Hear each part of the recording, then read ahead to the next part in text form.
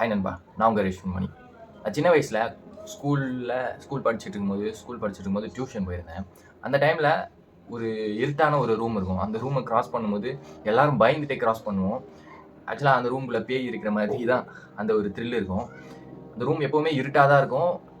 2 சைடும் லைட்டே இருக்காது. மொத்தத்தில் அந்த ரூம் இருட்டாக இருக்கும். அதுக்கப்புறம் அந்த ரூமை தாண்டினா வேற ஒரு வீடு இருக்குது. அந்த ரூமை இந்த சைடு தாண்டினா ரோடு இருக்குது. அந்த 2 ரூமுக்கும் நடுவில் ஒரு டார்க் ரூம் இருக்குது. அதை தாண்டி தான் போய் ஆகணும். அந்த டார்க் ரூமில் அடிக்கடி சவுண்டு வரும். கேட்கும் போதே த்ரில்லிங்காக இருக்குல்ல. நாங்கள் 5த்தோ 4த்தோ படிக்கும்போது இந்த மாதிரி விஷயங்கள்லாம் நடந்துட்டு இருந்தது. அப்போவுமே நம்ம வந்து ஒரு இன்ட்ரோவர்ட்னாலே ஒரு நல்ல மனசு அப்படிங்கிறது எங்கேருந்தோ பெருசாக வரும்.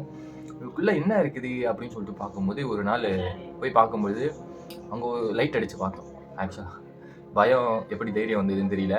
லைட் அடித்து பார்க்கும்போது அங்கே ஒரு வயசான ஒரு பாட்டி உட்காந்துருந்தாங்க ஒரு ஓரமாக மூலையில். அந்த இடம் ஃபுல்லாக பேட் ஸ்மெல் அடிக்கும். பயங்கர துர்நாற்றம் அடிக்கும். அப்போ அந்த காலத்திலலாம் பேய் படம் வரும்.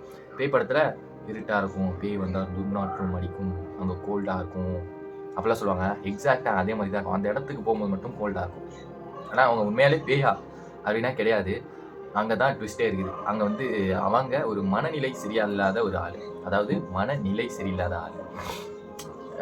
2 டிஃப்ரெண்ட் ஆஃப் இது இருக்குது. சில பேர் வந்து ஸ்டார்டிங்கில் பிறக்கும்போதே மூளையில் ஒரு பார்ட் வளராமல் அந்த மாதிரி பிரச்சனையில் சில பேர் இருப்பாங்க. இன்னொருத்தவங்க நல்லா தான் இருந்திருப்பாங்க.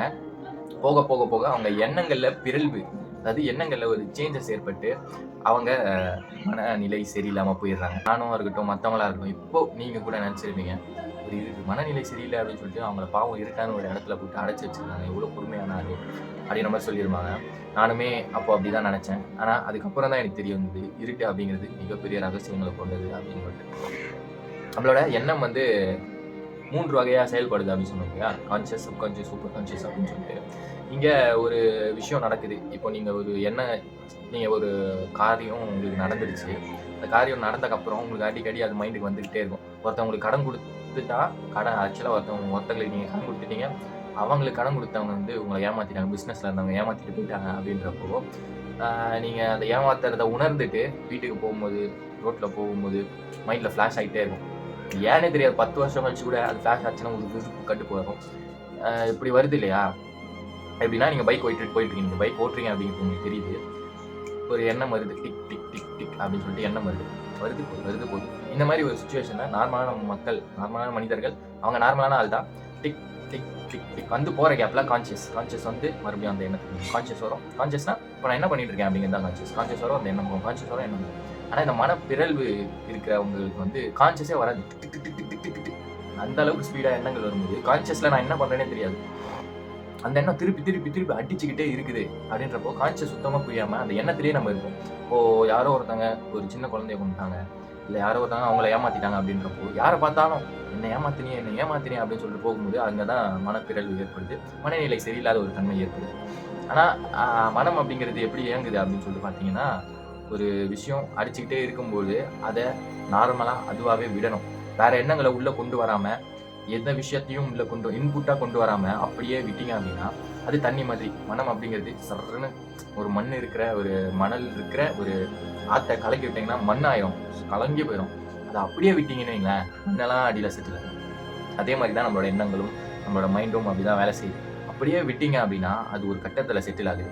அந்த காலத்திலலாம் இருட்டான ஒரு கோயிலில் மண்டபத்தில் கட்டி வச்சிருவாங்க, காலில் சங்கிலி போட்டு. இதெல்லாம் வந்து கொடுமையானது அப்படின்னு நினச்சிருக்கோம். அதே மாதிரி இருட்டான ரூமில் அடைச்சி வச்சிருப்பாங்க. இதெல்லாம் கொடூரமானது அப்படின்னு நினச்சிருக்கோம். ஆக்சுவலி இன்ஃபேக்ட் என்னன்னா, அந்த இடத்துல வந்து அவங்களா பாத்ரூம் போயிட்டு ரொம்ப ஸ்மெல்லாக இருந்தது. அதையுமே ஒரு குறிப்பிட்ட பீரியட் ஆஃப் டைமில் அவங்க வாஷ் பண்ணுறாங்க.